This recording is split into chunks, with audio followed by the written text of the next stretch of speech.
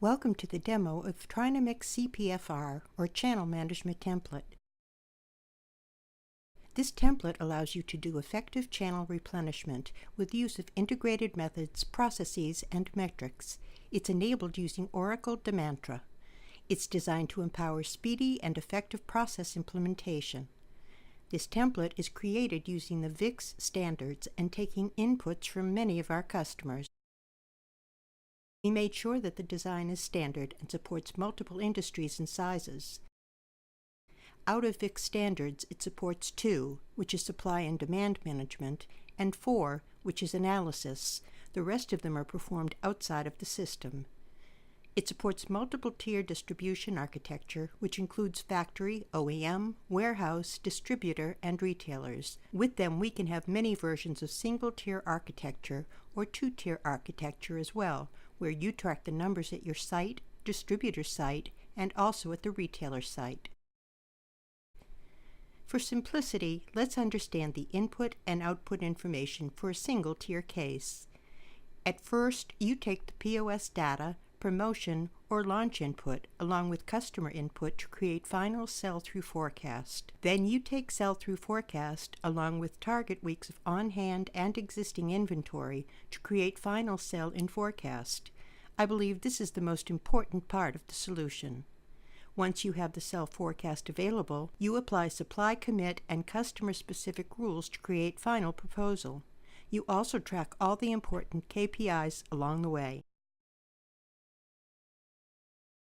Here are the roles and processes we are going to see in the system.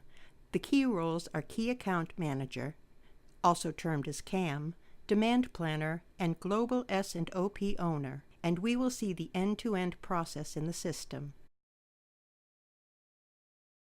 Now let's start with cycle preparation. Let me take you to the system. So we start with the cycle preparation worksheet. Right now I've logged into Demantra. On the left hand side we see the hierarchy.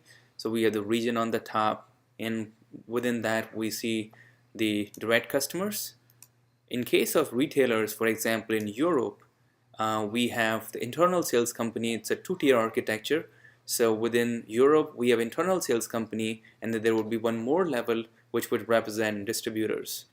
On the right hand side we have the series. Series are actually the measures which compute and keep the information for viewing. We also have some series which are editable, which you can enter the values. So in the cycle preparation worksheet, we need all the measures that are required to do the sell-in calculate forecast generation. So we have the POS history data, the historical value. This is used to generate the forecast. We have the channel inventory. We have the promo information. So you can apply the promo. For example, I can say that I need a promo of 10,000 units, which will bump up my forecast going forward. I also have the target weeks of on-hand, target weeks of on-hand override, and then final target weeks of on-hand.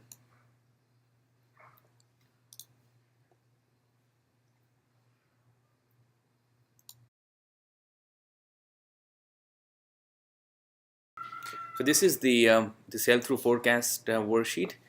This worksheet primary purpose is to view and create the sell-through forecast based on the POS data and see if it compares with the sell-through forecast which is provided by the customer, if your customer provides the forecast.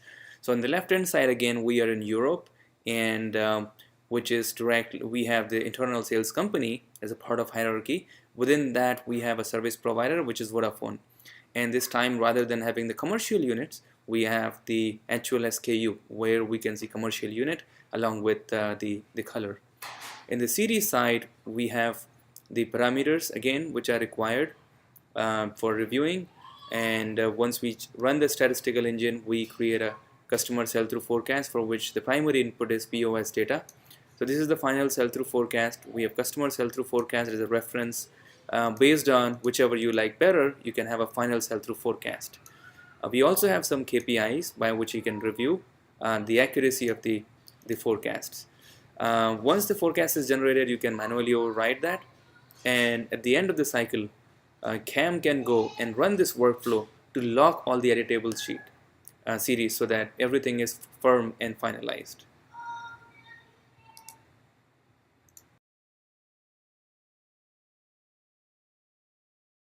This is the most important worksheet of this process, in which the CAM goes and creates a sell-in forecast.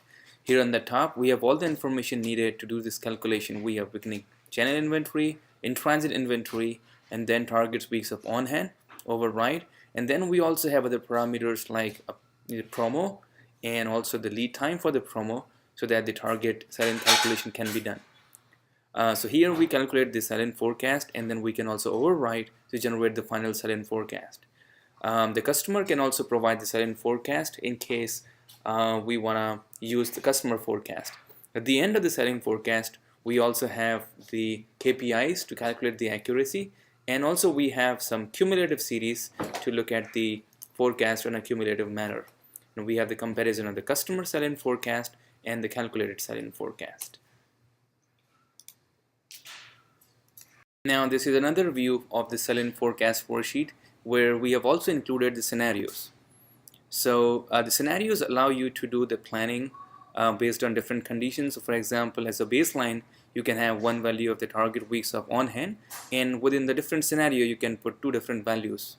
So these scenarios not only allow you to do the planning based on multiple inputs, they also allow you to compare the output in terms of KPIs.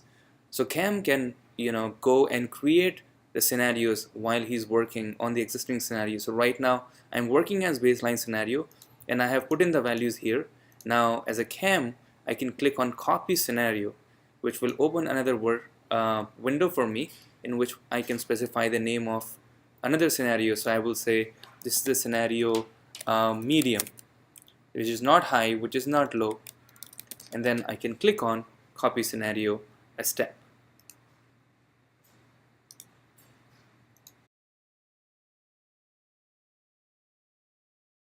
Here I have opened the allocation worksheet, which shows the commitment quantities against the forecast demand.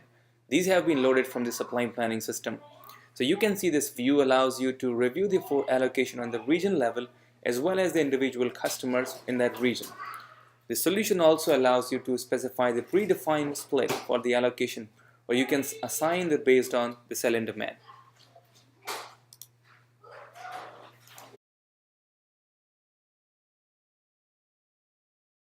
This worksheet shows the KPI that are tracked during the CPFR process. So here you can see we are tracking in-stock percentage for the customer Verizon Wireless within America. The other KPI to track is the order fill rate in percentages. So you can see in the range of 95 plus. And also another important KPI to be tracked is inventory turn. So that makes sure that you're not keeping too much inventory while meeting the customer demand. Some other KPIs that are important in this process, one is the profitability. So this graph shows the KPIs related to COGS and the profit, which shows you the percentage profit month after month. This graph shows your revenue, and then this KPI, the pie tells you what's your exposure of the inventory at the customer channel. So by customer, it shows you the dollar is tied in the inventory. Then we have some KPIs related to forecast accuracy, which measure the success of this process in terms of MAPE and then percentage MAPE.